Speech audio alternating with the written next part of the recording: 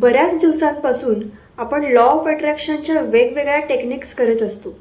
Gratitude करत असतो, visualisation करत असतो, अफर्मेशन्स करत असतो. पण कधीतरी मनात एक प्रश्न नक्की येतो, हे खरंच काम करतंय का?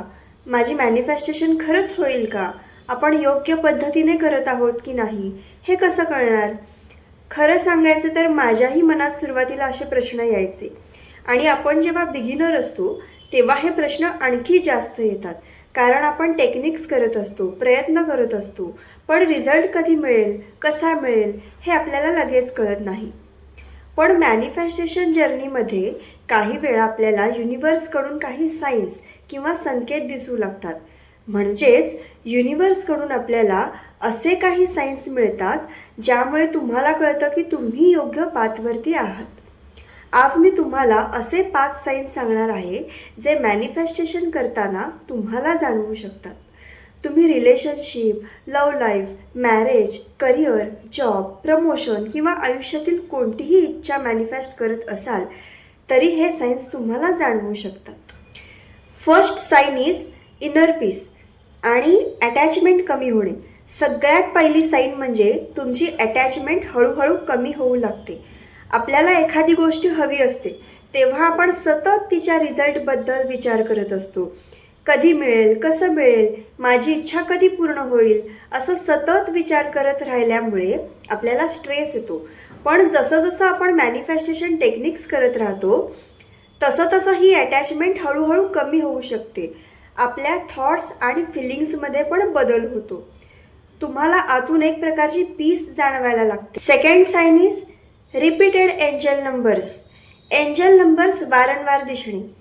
फॉर एक्झाम्पल 111, 222, 555, 777, 1111, 1212 हे नंबर्स तुम्हाला घड्याळावर, फोनवर, टी व्हीवर, नंबर प्लेटवर किंवा इतर वेगवेगळ्या ठिकाणी वारंवार दिसू शकतात.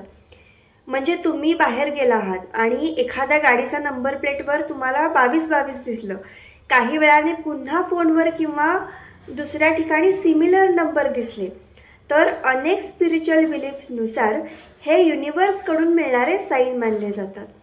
याचा अर्थ तुम्ही योग्य पाथवरती आहात असा संकेत मानला जातो. म्हणजेच तुम्ही जे काही करत आहात ते योग्य आहे आणि तुमची मॅनिफेस्टेशन जर्नी योग्य दिशेने पुढे जात आहे असा पॉझिटिव्ह साईन तुम्हाला मिळतो. Third sign is new people and unexpected opportunities. तुमच्या आयुष्यात नवीन लोक, नवीन अपॉर्च्युनिटीज आणि नवीन पॉसिबिलिटीज येऊ लागतात. कधी कधी आपण एखादी गोष्ट मॅनिफेस्ट करत असतो पण आपल्याला ती नेमकी कशी मिळेल हे आपल्याला माहीत नसतं.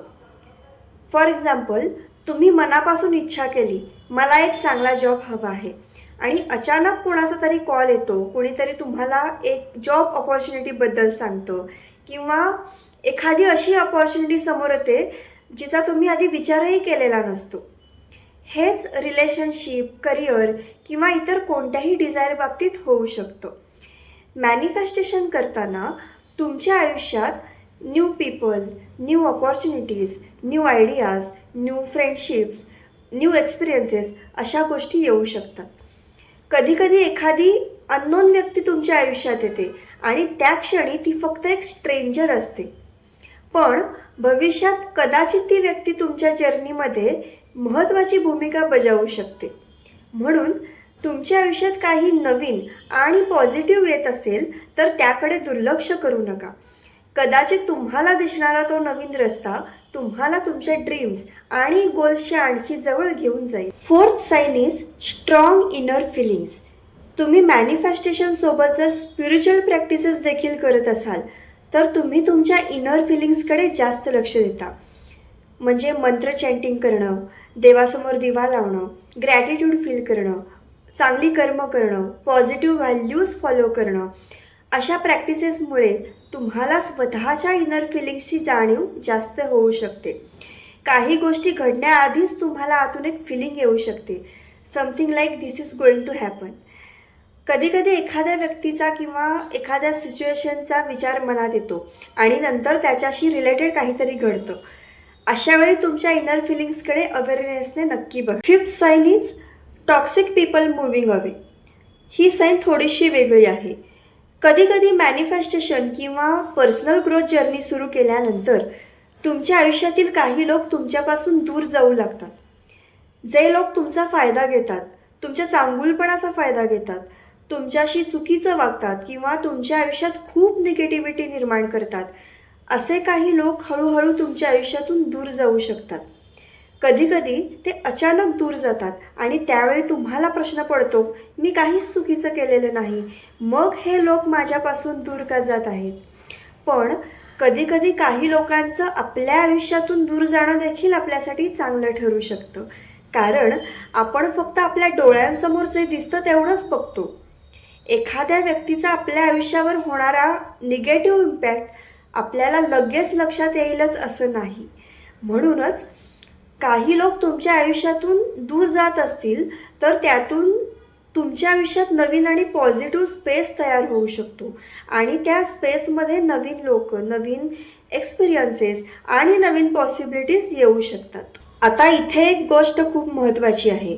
तुम्हाला यापैकी एखादा साईन दिसला नाही तर याचा अर्थ तुमची मॅनिफेस्टेशन होणार नाही असं अजिबात नाही.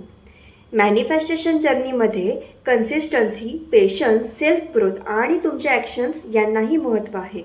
फक्त साईन्स शोधत बसण्यापेक्षा स्वतःमध्ये होणारे पॉझिटिव्ह चेंजेस ऑब्झर्व करा. तुम्ही युनिव्हर्सला तुमची स्पेसिफिक साईन मागू शकता किंवा विचारू शकता. रात्री झोपताना तुम्ही मनात असं विचारू शकता, जर माझी इच्छा पूर्ण होणार असेल तर मला एखादी स्पेसिफिक साईन दिसू दे, थँक्यू. ती साईन एखादं बटरफ्लाय किंवा एंजल नंबर किंवा तुमच्यासाठी मिनिंगफुल अशी कोणतीही गोष्ट असू शकते. पण ती साईन दिसली नाही म्हणून निराश होऊ नका. कारण तुमच्या मॅनिफेस्टेशन जर्नीमधली सगळ्यात महत्त्वाची गोष्ट म्हणजे स्वतःवर विश्वास, पेशन्स, कन्सिस्टन्सी आणि तुमची जर्नी कंटिन्यू ठेवा. तर हे होते मॅनिफेस्टेशन करताना दिसणारे 5 साईन्स.